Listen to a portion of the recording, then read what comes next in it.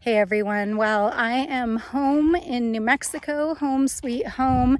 So grateful to be home, and especially after the devastating passage of the big ugly bill just this last week. And I know many of you are feeling depressed, angry, despondent, and countless other things about this bill and have a lot of questions.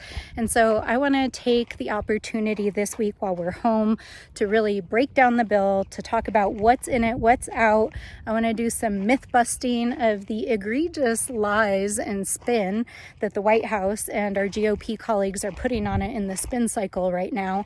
And I want to talk about why our fight matters, because even though, yes, this bill passed and it was a devastating blow, and we know it's going to kick 17 million people off of their health care. We know it's going to affect food assistance for seniors and veterans. We know it's going to affect Pell Grants and graduate student financial aid for students, and we know it's going to have devastating impacts on public lands and the environment.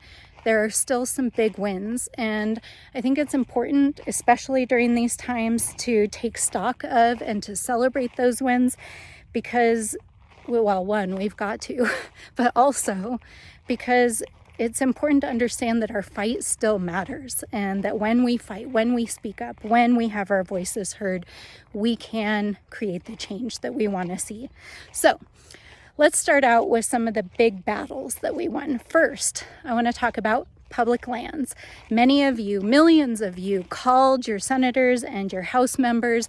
You said, hands off our public lands.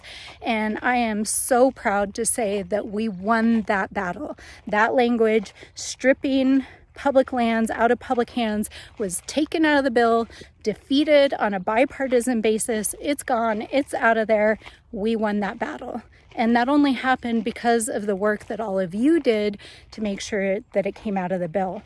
We also won some major battles around protecting our environmental laws, including the National Environmental Policy Act, and planning on our public lands with some of the egregious provisions around public lands and oil and gas that they were trying to slip in the House.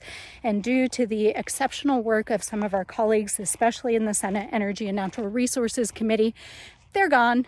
We got them stripped out of the bill. Now, that said, there's still a lot of really, really egregious and terrible things in the bill around our public lands, natural resources, oil and gas, timber, mining, etc. But we had some really big wins there, and your fight made all the difference. Secondly, I want to talk about the big win around data privacy. Now, I know many of you were totally freaked out about this provision that would have placed essentially on a moratorium the ability of state and local governments to protect your data privacy from private AI companies.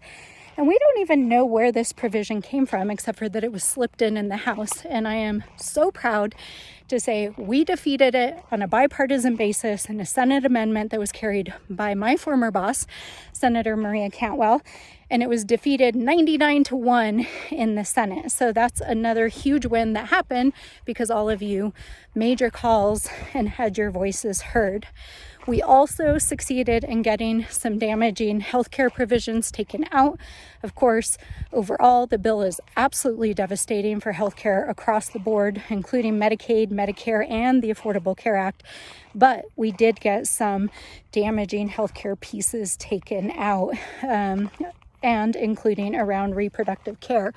Now, unfortunately, they still did manage to sneak in a provision that bans health insurance that would be on the state healthcare exchanges from being used at clinics like Planned Parenthood for basic healthcare services like cancer screenings.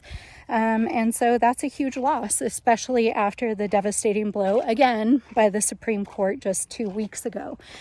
So we won some, we lost some, but at the end of the day, the fights where we united as Americans and millions mobilized, we were able to make some small wins. Now, another one of the big wins that I want to talk about that's really important for New Mexico is a bipartisan effort that we have been undertaking for years to try to get the Radiation Exposure Compensation Act extended so that not only miners in uranium mines here in New Mexico and across the West can be compensated for their exposure to radiation from mining for the National Nuclear Program, but also our downwinders in the Tularosa Basin who were exposed to radiation as a result of the testing of the first atomic bomb at the Trinity site. And we were able, through our bipartisan partnership in the Senate, to ultimately get that provision passed. And so that is a huge win for New Mexico, even though it is a bittersweet win with the loss of Medicaid and Medicare, which frankly will impact many of the same people who will be receiving those compensation funds.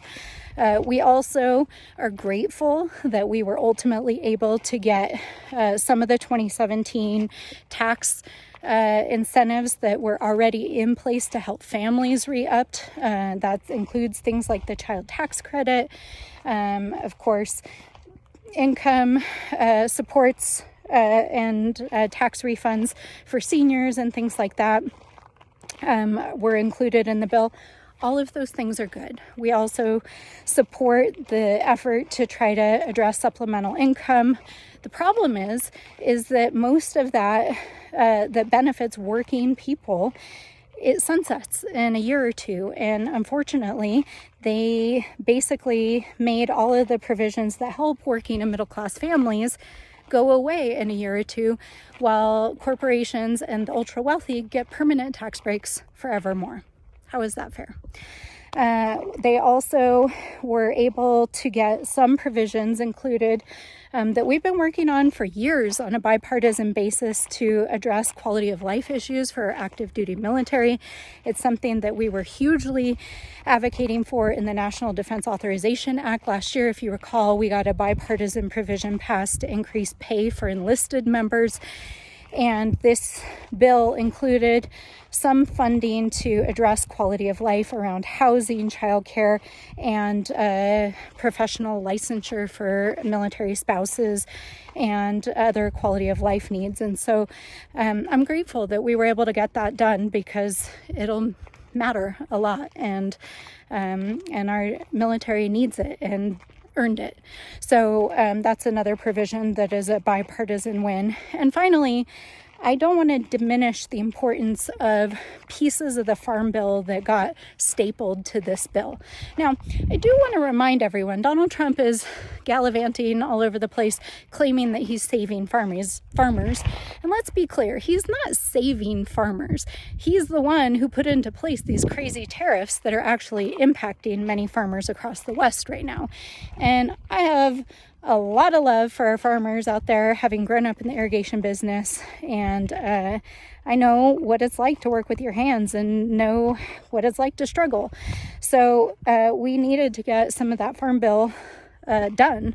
And unfortunately, I'm just going to be honest with you guys, the Republicans have blocked the Farm Bill for 2.5 years. And so we finally succeeded in getting some bipartisan provisions of the Farm Bill, including crop insurance, commodity prices, some of the conservation programs of the Farm Bill reauthorized and funded through this bill. All of that stuff is good. We support it. But the problem with the bill overall is that it's almost 900 pages of trash.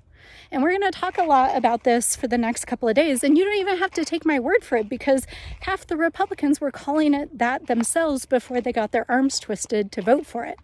So over the coming days, we're going to talk about the implications of this bill for the deficit, for the economy, for inflation, why economists are saying this is going to increase the cost of living, why it basically robs from low-income people and redistributes their income to the ultra wealthy and to corporations, and why it will be so devastating for our healthcare and our food assistance programs. So a lot to cover in the coming days. Please tune in. But what I want all of you to know today is that even though we didn't win the overall battle, the fight matters, your voices matter. So keep speaking up, keep speaking out, keep doing the work, and keep making sure that you're fighting for the things you care about. So that's it for today.